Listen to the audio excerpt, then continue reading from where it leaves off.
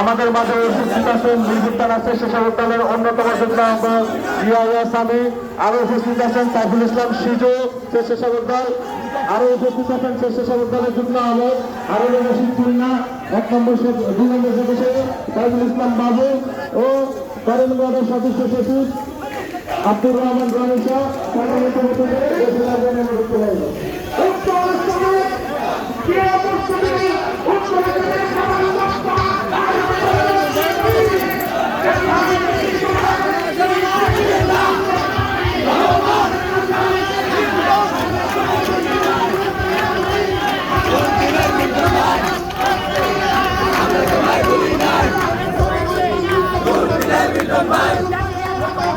ঘরে থাকার সময় নাই, ঘরে থাকার সময় নাই।